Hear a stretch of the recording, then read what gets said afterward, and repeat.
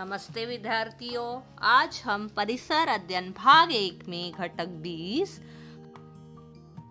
हमारा भावनात्मक जगत का अध्ययन करेंगे।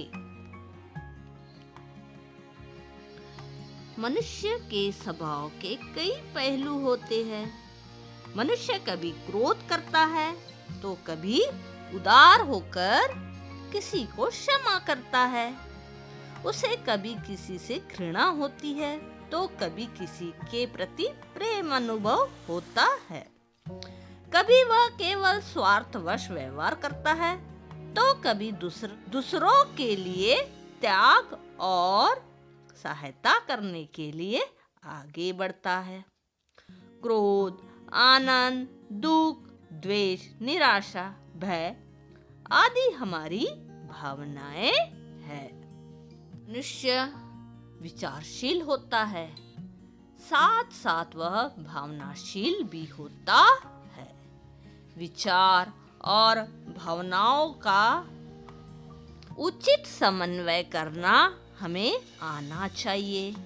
कोई हमें दुखी कर दे तो हमें बुरा लगता है, यह स्वाभाविक भी है, परंतु किस सीमा तक बुरा मानना है यह हमें समझना चाहिए। किसी ने गलती की तो हमें क्रोध आता है, परंतु कितना क्रोध करना है इसकी सीमा की समझ होनी चाहिए। कोई चीज पाने की इच्छा करना स्वाभाविक है, परंतु उसके लिए कितना उतावला होना इसकी समझ होनी चाहिए। विचारों से भावनाओं को नियंत्रित किया जा सकता है, उस पर संयम रखा जा सकता है। भावनाओं पर इस तरह नियंत्रण रखना, भावनाओं का समन्वय करना आना, उन्हें उचित ढंग से तथा उचित मात्रा में व्यक्त करना आदि को भावनात्मक समायोजन कहते हैं। भावनाओं का उचित पद्धति से समन्वय करने से हमारा व्यक्तित्व संतुलित बनता है।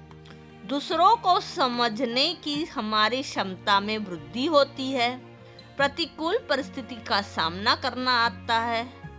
अकारण दूसरों को दोष देना, उनकी कमियां निकालना, उनके द्वेष रखना, उनका यश सहन न होना आदि दोषों से हमें छुटकारा मिलता है। फलतः हम प्रसन्नता का अनुभव करते हैं।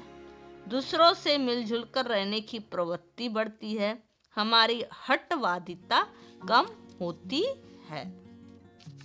आनंद और दुख की तरह ही क्रोध भी हमारी एक भावना है।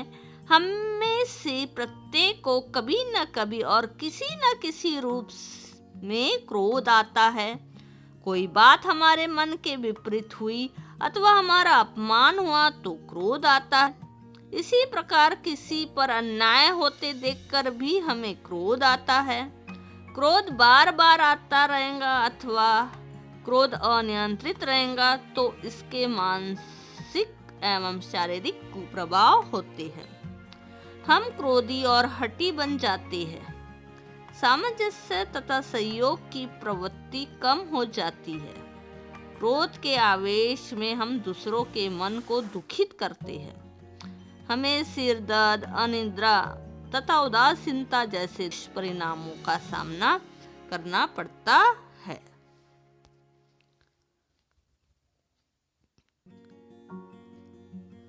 अपनी कमियों की जानकारी, हमारे सहपाठी, सहेली तथा हम स्वयं ऐसा कहते रहते हैं कि मेरी लिखावट सुंदर है, मुझे गणित विषय अच्छी तरह समझ में आता है, मैं विज्ञान की पढ़ाई में अधिक रम जाता हूँ, मुझे कविता बहुत अच्छी लगती है। इसका अर्थ है हमारी रुचि, अरुचि और क्षमता भी भिन्न भिन्न होती है। जिस तरह हमें अपनी क्षमता धीरे धीरे समझ में आती है, उसी तरह हमें अपनी कमियां भी समझ में आने लगती है। किसी विषय, कला अथवा खेल में हम अधिक तेज होते हैं तो दूसरे किसी विषय में हमारी उतनी गति नहीं होती। हमें अपनी क्षमताओं के साथ साथ अपनी कमियों की भी जानकारी होनी चाहिए। प्रयत्न करके कमियां दूर की जा सकती है। यदि कोई बात नहीं आती परंतु जो आती है उसमें प्रभुत्व प्राप्त करना चाहिए, उसकी उपेक्षा नहीं करनी चाहिए। स्वभाव बदला जा सकता है। किसी का भी स्वभाव पूर्णतः अच्छा अथवा पूर्णतः बुरा नहीं होता। अपने सहपाठियों सहेलियों में जो अच्छे गुण होते हैं उन पर सबसे पहले विचार करना चाहिए। कमी दूर करने के लिए एक दूसरे की सहायता करनी चाहिए। अपनी अच्छी क्षमताओं के विषय में भी बोलना चाहिए, साथ साथ कमियों के विषय में भी खुलकर चर्चा करें तो हमारा लाभ होता है। अपने स्वभाव के दोषों की जानकारी हो जाने के बाद उन्हें दूर करने का प्रयत्न करना चाहिए। सहेलियों की जमघट में नेहा सबसे अधिक बोलती है। अन्य सहेलियों को बोलने का अवसर ही नहीं मिलता। इस कारण सहेलियां उसकी उपेक्षा करने लगी। यह बात नेहा के ध्यान में आई। उसने सबसे पहले कुछ दिनों तक बोलने पर संयम रखने का प्रयत्न किया। उसने स्वयं सहेलियों से कहा, अधिक बोलूंगी तो मुझे रोकना। धीरे धीरे नेहा दूसरों की भी बातें सुनने लगी और उसने अपना वाचाल स्वभाव बदल दिया। अपने स्वभाव की हमें तथा दूसरों को खटकने वाली बातें प्रयत्नपूर्वक बदली जा सकती है। उसे बदलने के लिए समय पर प्रयत्न करना आवश्यक है, अन्यथा उससे हमारे व्यक्तित्व में कमी रह सकती है। धन्यवाद।